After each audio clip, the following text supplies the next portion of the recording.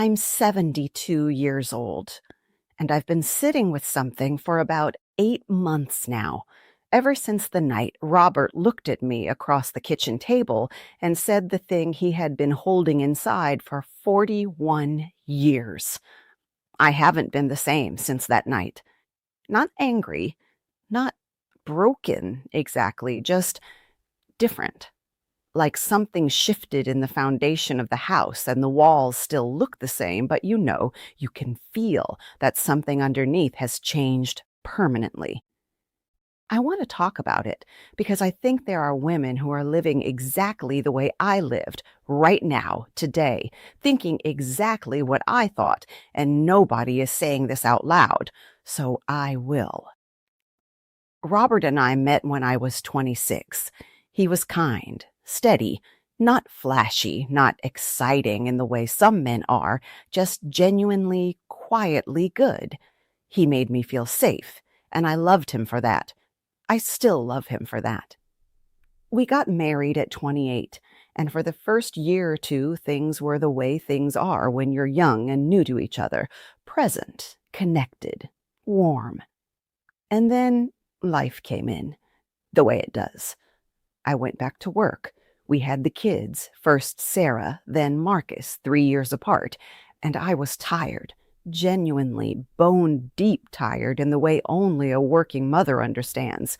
The kind of tired where your body stops feeling like yours and starts feeling like a machine that belongs to everyone else. And Robert, he was understanding.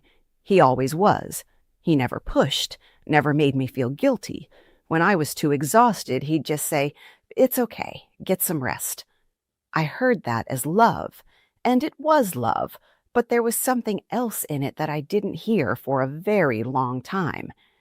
I started to believe, without ever really deciding to believe it, that once a month was enough, that as long as we were together, as long as the household ran, as long as there was affection in the ordinary moments, a hand on the shoulder, a kiss goodbye, a shared laugh at dinner, that the rest of it wasn't urgent, that it could wait, that he was fine.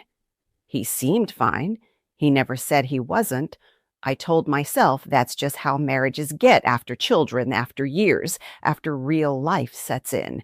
I told myself every couple goes through this. I told myself he understood. But here's the thing I know now that I didn't know then. Understanding something and being at peace with it are not the same thing.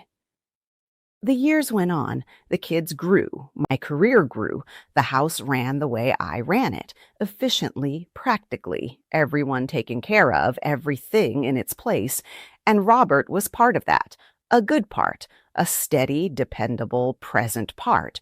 But I was so focused on managing everything that I stopped seeing him as a person with needs I might be missing. He became, without my meaning it, without either of us meaning it, just another part of the structure, the job, the kids, the house. Robert. Reliable. There. Accounted for. I remember one night, the kids were teenagers by then, he reached for me in bed and I said, "Not now, I'm exhausted, I have an early morning." And he said, "Okay," and turned over and went to sleep, or seemed to. And I just closed my eyes thinking, tomorrow or the weekend, there'll be time. There was always going to be more time. I said that to myself for years, 15 years, maybe more. I stopped counting because counting would have meant admitting something I wasn't ready to admit. He had a way of looking at me sometimes that I didn't understand then, not with anger, not with resentment, something quieter than that. Like a man watching something he loves from slightly too far away, unable to close the distance. I thought it was tiredness or work stress. I didn't ask, and he didn't tell me. I think about that a lot. The asking, the not asking, how a marriage can contain 40 years of silence about the thing that matters most to one person, and the other person never once thinks to ask if something is wrong. I was not a cruel wife. I need to say that because I need to be honest about who I was. I cooked. I showed up. I stayed. I raised his children alongside him. I built a life with him that by any reasonable measure looked whole.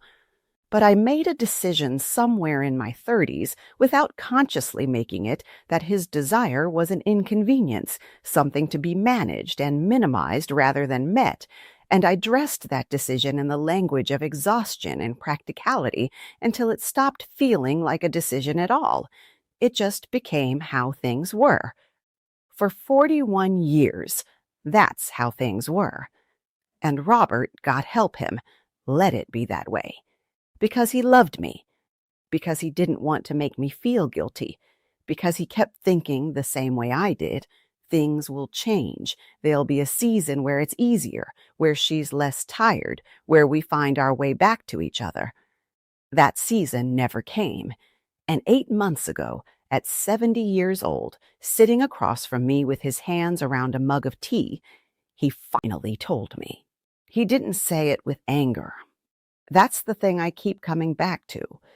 If he had been angry, I think I could have handled it better. I could have defended myself, explained myself, met him somewhere in the argument. But he wasn't angry. He was just tired. A different kind of tired than I had ever seen on him before. And he sat there with both hands around that mug, and he looked at me and he said, "I spent most of our marriage feeling invisible to you." That was how he started. I didn't speak. I couldn't. He said he didn't blame me. He said he knew I was tired. He knew I was carrying a lot. He knew I never meant anything by it. He was careful with me even in that moment. Even while telling me the truth after 41 years, he was still protecting my feelings. And somehow that made it worse. He said that for years he had felt like a roommate, a useful one even, a loved one even, but a roommate. That the rejection, and he used that word quietly, without drama, had accumulated into something he couldn't name. Not bitterness, more like a slow, private grief. A man mourning something inside a marriage that was still standing. He said he had stopped expecting things to change sometime in his 50s. We had been married for over 20 years by then. I asked him why he never told me. He said, because I didn't want you to feel obligated, and because I was afraid if I said it out loud, you'd confirm it, that it just wasn't important to you.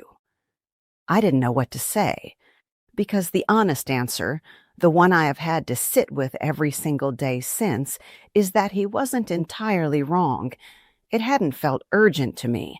I had told myself it wasn't that important, that what we had was enough. But I had decided what was enough without ever once asking him if he agreed. After that night, something between us changed. Not dramatically. We didn't fight. We didn't separate. We still live in this house. We still have dinner together. We still have the life we built. But there's a distance now that wasn't there before. Or maybe it was always there, and now we can both see it. And seeing it makes it real in a way that not seeing it never did. I look at him sometimes across the room and I think, I had you, all of you, right there every night for 40 years, and I treated your need for closeness like a low priority item on a very long list. He deserved better than that. And the cruelest part, the part that keeps me awake, is that I wasn't even unhappy. I loved him. I chose him every day in all the other ways a person chooses someone. I just didn't understand that this one thing, this specific way of being chosen, was the one that mattered most to him. He never told me. I never asked. That's what I keep turning over. Not just what I did, but how two people can live inside the same silence for 40 years and both believe for their own reasons it's fine. It wasn't fine. I wish I could go back to one ordinary Tuesday night in my 30s, and instead of saying, "Not tonight, I'm tired," just turn toward him, just once. Choose him before I chose sleep, before I chose tomorrow, before I chose the easier thing. I didn't see him, not fully, not in that way. And now we are old, and the distance sits between us like furniture neither of us knows how to move. Robert still brings me tea in the morning. I still reach for his hand when we watch television. There is love here, real love. I don't want you to think there's nothing left, because that isn't true. But there is also this: 40 years of a need unmet, a person unseen, a silence that went on far too long, and no amount of morning tea undoes that. No amount of hand-holding fills what was slowly, quietly emptied over 4 decades. I'm not telling you this so you'll feel sorry for me. I'm telling you this because I think there's someone listening right now who is doing exactly what I did, telling herself she's just tired, that he understands, that there will be more time for closeness when things settle down. Things don't settle down, and the good, quiet, patient ones, they don't always tell you when you're losing them. They just wait and hope and slowly let go, expecting things to change. By the time they tell you, if they ever tell you, it's already been a very long time. I'm 72 years old, and I understand something now that I should have understood at 32. Turning toward the person you love, choosing them in that small, private, ordinary way, it is not a small thing. It never was. It was everything, and I treated it like it could wait. If this reached you in some way, you probably already know what it's trying to say.